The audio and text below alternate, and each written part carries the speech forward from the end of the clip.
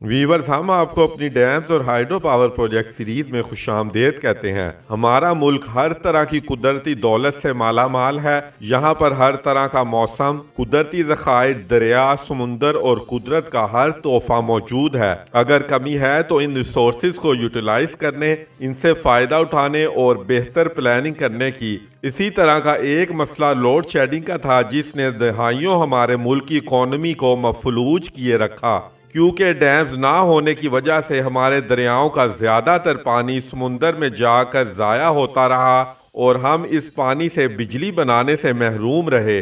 بڑے ڈیمز نہ بنانے کی وجہ یہ بھی تھی کہ پاکستان میں پولیٹیکل سٹیبلٹی نہیں تھی۔ کوئی بھی گورنمنٹ آتی تھی وہ 2.5 سے 3 سال کے لیے آتی، تو وہ لانگ ٹرم پلاننگ کے بجائے شارٹ ٹرم بنیادوں پر پاور پروجیکٹ لگاتی، کیونکہ ہائیڈرو پاور پروجیکٹس کے لیے 5 سے 6 سال کا عرصہ لازمی درکار ہوتا ہے۔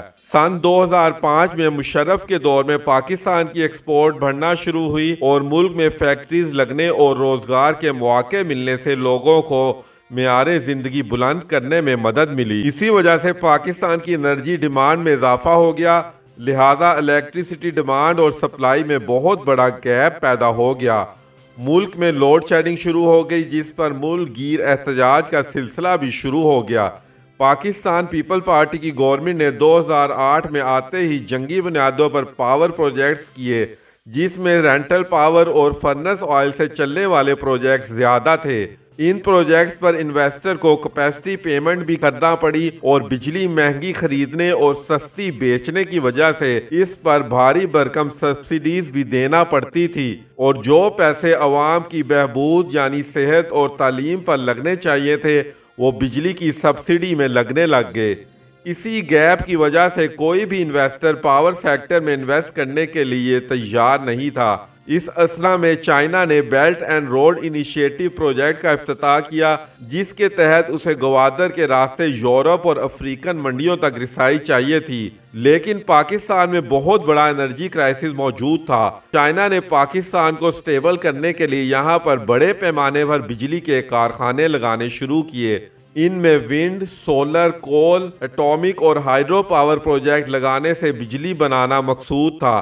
ان پروجیکٹس میں چائنیز کمپنیز اور چائنیز بینک نے بڑھ چڑھ کر انویسٹمنٹ کی، کیونکہ چائنا کو اپنی انویسٹمنٹ پر منافع بھی اچھا مل رہا تھا اور پاکستان کو بھی اس سے لوڈ شیڈنگ کے مسائل سے چھٹکارا حاصل ہو رہا تھا۔ مزید یہ کہ اب گورنمنٹ آف پاکستان نے پاکستان میں ڈیم بنانے پر خاص توجہ دینا شروع کر دی ہے۔ اپنے چینل کے پلیٹ فارم سے ڈیمز اور ہائیڈرو پاور پروجیکٹ سیریز شروع کرنے کا مقصد بھی ہم آپ کو ان ڈیمز کے بارے میں بتانا چاہتے ہیں جو اس وقت تعمیر کیے جا رہے ہیں، جن کی تکمیل کے بعد پاکستان کی قسمت یکسر تبدیل ہو جائے گی۔ لہذا آج ہم اپنی سیریز میں سی پیک کے تحت تعمیر کیے جانے والے کوہالہ ہائیڈرو پاور پروجیکٹ کے بارے میں تفصیل سے بتائیں گے۔ کوہالہ ہائیڈرو پاور پروجیکٹ پر کنسٹرکشن کا کام جاری ہے۔ یہ چائنا پاکستان اکنامک کوریڈور کے تحت تعمیر کیا جانے والا اس انویسٹمنٹ کے حساب سے سب سے بڑا آئی پی پی پروجیکٹ ہے۔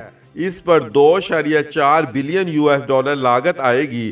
یہ ڈیم دریائے جہلم پر آزاد جموں اینڈ کشمیر پر تعمیر کیا جا رہا ہے۔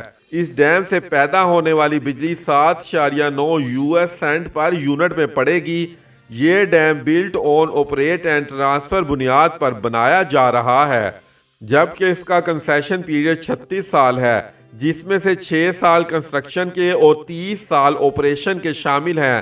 مزید یہ کہ 30 سال کے بعد اپنا آپریشن پیریڈ پورا کر کے یہ ڈیم آپریٹر سے گورنمنٹ آف پاکستان کو منتقل ہو جائے گا۔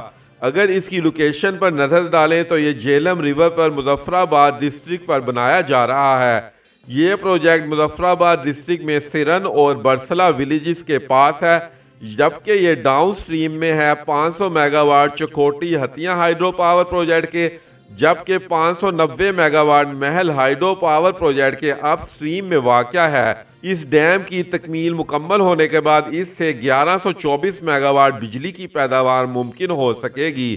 اس سے سالانہ 5149 گیگا واٹ پر آور بجلی پیدا ہوگی اور یہ بجلی سستی اور ماحول دوست ہوگی، یعنی کہ اس کا ماحول پر کوئی منفی اثر نہیں ہوگا۔ اگر اس کے ریزروائر کی بات کریں تو اس میں پانی ذخیرہ کرنے کی صلاحیت 19.9 ملین کیوبک میٹر ہے، جبکہ اس کی لمبائی 8 کلومیٹر پر مشتمل ہے۔ اس کے ڈیم کی بلندی 69 میٹرز ہوگی۔ اس کے power unit per 4 275 mega what کی ٹربائن لگائی جائیں گی۔ مزید یہ کہ اس میں 2 اضافی ٹربائن 12 میگا واٹ کیپیسٹی کی نصب کی جائیں گی، جو دریا کے ڈاؤن سٹریم نیچرل فلو کو یوز کر کے 24 میگا واٹ بجلی پیدا کریں گی۔ لہذا کل ملا کے اس سے 1124 میگا واٹ بجلی پیدا ہو سکے گی۔ ایک ایس پی وی یعنی special purpose vehicle company Kohala hydro company private limited 2015 میں ایک بنائی گئی تھی جو اس ڈیم کی ڈیولپر ہے۔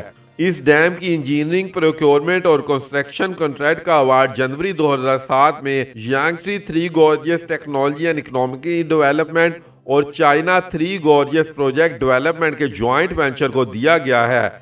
اگر ہم کوہالا ہائیڈرو پاور پروجیکٹ کے فوائد پر نظر ڈالیں تو اس کے فوائد یہ ہیں۔ پہلے نمبر پر فرنر سوائل، جو کہ ہم باہر سے امپورٹ کر کے اس سے بہت مہنگی بجلی بناتے ہیں، اس پر انحصار بہت کم ہو جائے گا، جبکہ زر مبادلہ پر خرچ کی جانے والی خطیر رقم کی بھی بچت ہوگی۔ کوہالا ہائیڈرو پاور پروجیکٹ سے کنسٹرکشن کے دوران نوکری کے 7500 مواقع میسر آئیں گے۔ یہ پروجیکٹ کلین اور گرین الیکٹریسٹی پیدا کرے گا، جس کا انوائرمنٹ پر کوئی منفی اثر نہیں ہوگا۔ چوتھے نمبر پر ہائی فلڈ سیزن میں سیلاب کی تباہ کاریاں بہت حد تک کم کر دے گا اور دریائے جہلم میں آنے والے سیلاب کے نقصانات سے کافی حد تک بچا لے گا۔ تو ویورز، یہ تھی ہماری آج کی ویڈیو۔ کائنڈلی ہمارے چینل کو لائک کیجئے، سبسکرائب کیجئے اور بیل آئیکن کو ضرور کلک کیجئے۔ نیکسٹ ویڈیو تک ہمیں اجازت دیجئے۔